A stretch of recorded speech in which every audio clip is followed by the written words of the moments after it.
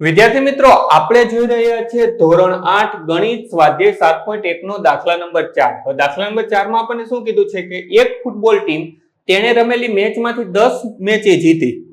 હવે એ જીતેલી મેચ જો 40% હોય તો કુલ કેટલી મેચ એને રમ્યા હતા? તો આમાં આપણે ત્રિરાશી જ મૂકશું. જો આની રીતો ઘણી બધી છે, પણ હું જનરલી ત્રિરાશી એટલા માટે શીખવાડું છું કે જેટલા પણ તમે આગળ ધોરણમાં ભણશો ત્યારે આ ત્રિરાશી એકવાર મગજમાં બેસી જશે ને તો આના દાખલા છે, પછી ટકાવારીના દાખલા છે, નફાખોટના દાખલા છે કે સમપ્રમાણ વ્યસ્ત પ્રમાણ બધામાં તમને કામ આવશે.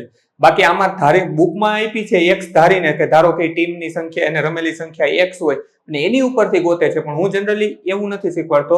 હું ત્રિરાશી જ શીખવાડું છું જે બધે કામ આવશે. તો બને ત્યાં સુધી આની પ્રેક્ટિસ કરજો.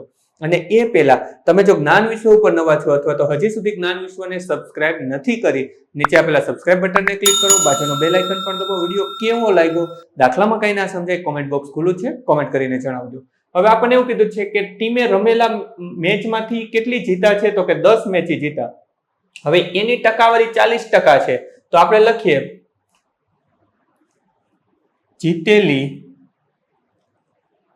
મેચની સંખ્યા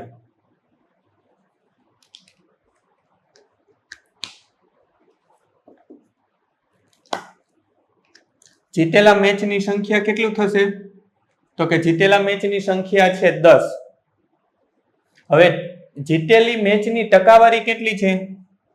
જીતેલી મેચની ટકાવારી બરાબર 40%. આટલી વસ્તુ આપણને રકમમાં આપી છે જે આપણે નોખી તારવી લીધી. આપણને યાદ છે ટકા કેટલા હોય? તો કે 100. તો આપણે એવું લખી શકીએ 40% એ 10 મેચ. તો 100% એ કેટલી મેચ થશે? જો ત્રિરાશીમાં મેં તમને આના આગલા દાખલામાં એવું કીધું હતું કે ટકાની નીચે ટકા રાખવાની, સંખ્યાની નીચે સંખ્યા, મેચની નીચે મેચ. એ ત્રિરાશી કંઈક આવી હતી. આપણે એમાં 100 પેલા લખ્યું હતું, 100 એક સમથિંગ, તો કેટલા એ કેટલા? 100 એ આપણે એવું હતું કે 28% બાળકોને, અથવા તો 100 એ આપણા સંખ્યા ટોટલ હતી 25 સંખ્યા, તો 28% બાળકો એ કેટલા? કેને ગણિત ગમે છે એવો એક દાખલો હતો. તો આમાં 100 ઉપર હતા. પણ મેં તમને એવું જ કીધું છે કે ત્રિરાશીમાં એવો કોઈ નિયમ નથી કે કોને ઉપર રાખો કોને નીચે રાખો. પણ હા, એટલું મગજમાં આપણે રાખવાનું છે કે ટકા ભેગા રાખવાના, સંખ્યા ભેગી સંખ્યા રાખવાની. અહીંયા 25 ની નીચે શું હતું? વિદ્યાર્થીની સંખ્યા, તો વિદ્યાર્થીની સંખ્યા રાખે. બીજું એક એ યાદ રાખવાનું કે 100 એટલે પૂરું, 100% એટલે કુલ સંખ્યા. તો જો અહીંયા મેં 100% એ કેટલી લીધી હતી? એમાં 25 સંખ્યા હતી તો 25 લઈ લીધી હતી. અહીંયા 100% એ મને જે પણ સંખ્યા મળશે એ કુલ મેચની સંખ્યા છે, ટોટલ. 100 એટલે ટોટલ, આટલું મગજમાં રાખવાનું, તો આપણને દાખલામાં ભૂલ પડશે નહીં.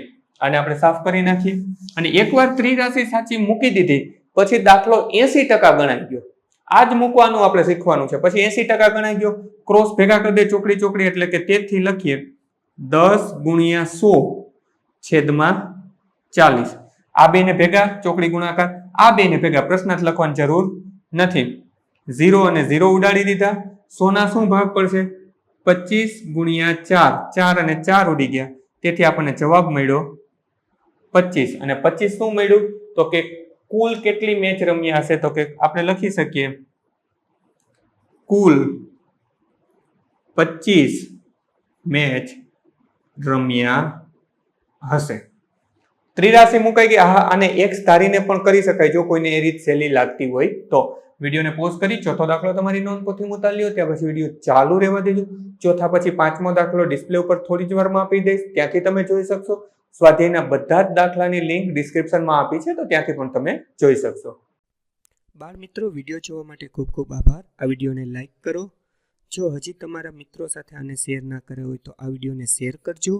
અને મારી આ ચેનલને કે જ્ઞાન વિશ્વને સબસ્ક્રાઇબ કરવાનું ભૂલતા નહીં. ચોક્કસથી આ ચેનલને તમે સબસ્ક્રાઇબ કરજો. Thanks for watching. ફરી મળશું બીજા વિડીયોમાં.